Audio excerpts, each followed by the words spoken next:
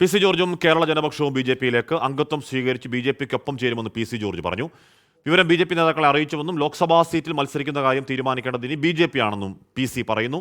PC. ജോർജിന്റെ BJP പ്രവേശനത്തിൽ ചർച്ചകൾ നടക്കുകയാണ് എന്നായിരുന്നു ബി.ജെ.പി സംസ്ഥാന അധ്യക്ഷൻ കെ. സുരേന്ദ്രന്റെ പ്രതികരണം.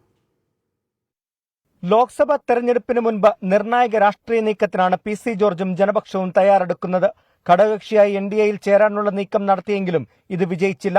ഈ സാഹചര്യത്തിലാണ് അംഗത്വമെടുത്ത് ബി.ജെ.പിയിൽ ചേരാൻ പി.സി. ജോർജും കൂട്ടരും തീരുമാനിച്ചത്. ഇതിന് ജനപക്ഷം സംസ്ഥാന സമിതിയുടെ പൂർണ്ണ പിന്തുണയുണ്ടെന്നും പി.സി. ജോർജ് പറയുന്നു. ജനപക്ഷം എന്ന പാർട്ടി വളരെ വിശദമായി ചർച്ച ചെയ്ത് തീരുമാനമെടുത്തിരുന്നത് ബി.ജെ.പിയോടൊപ്പം പോവുക എന്ന് തന്നെയാണ്.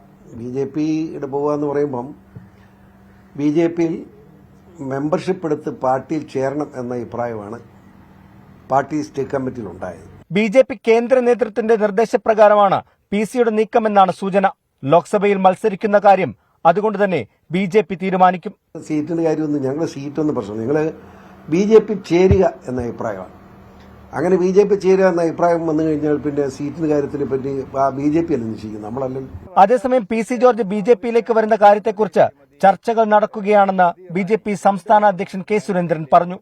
പി.സി. ജോർജിന്റെ ബി.ജെ.പി പ്രവേശനം അവരുടെ പാർട്ടിയുടെ കാര്യമാണെന്ന് കെ. മുരളീധരനും പ്രതികരിച്ചു. ക്രൈസ്തവ സഭയുടെ പൂർണ്ണ പിന്തുണയുണ്ടെന്നും പി.സി. ജോർജ് പറഞ്ഞു വെക്കുന്നു. അതുകൊണ്ട് തന്നെ ലോക്സഭാ തെരഞ്ഞെടുപ്പിന് മുമ്പ് പി.സി. ജോർജ് ബി.ജെ.പിക്കൊപ്പം ചേർന്നേക്കാം. കോട്ടയത്ത് നിന്ന് ഷിബിൻ ബഷീറിനൊപ്പം ടോബി ജോൺസൺ, 24. ഇപ്പോൾ പി.സി. ജോർജ് മാധ്യമങ്ങളോട് സംസാരിക്കണം. അദ്ദേഹത്തിന്റെ വാക്കുകൾ. തെരഞ്ഞെടുപ്പിന് മുമ്പെന്ന് പറയുന്ന അർത്ഥമില്ല. എത്ര നാളായി, ഒരു 2 മാസമായിട്ട് ഇത് ചർച്ചയിലുണ്ടല്ലോ, അതാണ്. പിന്നെ ഇപ്പോഴാണ് ദേശീയ നേതൃത്വം നമ്മളെ ഒരു വിളിച്ചെന്നുള്ളൂ. അല്ല, അത് ചോദിച്ചാൽ ഞാൻ ചോദിക്കട്ടെ, കേരളത്തിലെ രാഷ്ട്രീയ സാഹചര്യം എന്താ? കേരളത്തിൽ എൽ.ഡി.എഫും യു.ഡി.എഫും ഒരു തട്ടിൽ തന്നെ ജീവിക്കുന്നത്. ഒരു തട്ട് എൽ.ഡി.എഫും യു.ഡി.എഫും കണക്കല്ലേ. അവിടെ മനുഷ്യൻ ജീവിക്കണമെങ്കിൽ ഇപ്പോൾ പ്രധാനമന്ത്രിയുടെ ഔദാര്യം വേണ്ട നിലയായിട്ടുണ്ട്. ഒരു കൊള്ളക്കാരൻ മുഖ്യമന്ത്രിയായിട്ടിരിക്കുന്നു. ആ കൊള്ളയ്ക്ക് കൂട്ടു നിൽക്കുന്ന കോൺഗ്രസ് നേതൃത്വം എന്തു ചെയ്യും? ആ കൊള്ളക്കാരൻ്റെ ബി ടീമായിട്ട് നമ്മുടെ വി.ഡി. സതീശനും, ഞാൻ വ്യക്തിപരമായിട്ട് എനിക്ക് ഇഷ്ടമാണ്, പക്ഷേ രാഷ്ട്രീയമായിട്ട് നോക്കുമ്പോൾ വലിയ കുഴപ്പമാണ്, അത് സമ്മതിക്കാൻ പറ്റില്ല. ഇപ്പം അവിടെ കേരളത്തിൽ ആകെ ഒരു പ്രതിപക്ഷമേ ഉള്ളൂ, ഒറ്റയാളേ ഉള്ളൂ. നമ്മളെന്നെ അങ്ങേരുടെ പേര് നമ്മുടെ ഗവർണർ, അങ്ങേരെ ഉള്ളൂ പ്രതിപക്ഷം.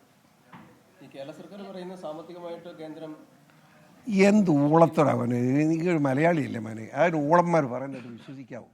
അതായത് 4 ലക്ഷം കോടി രൂപ കടമാക്കി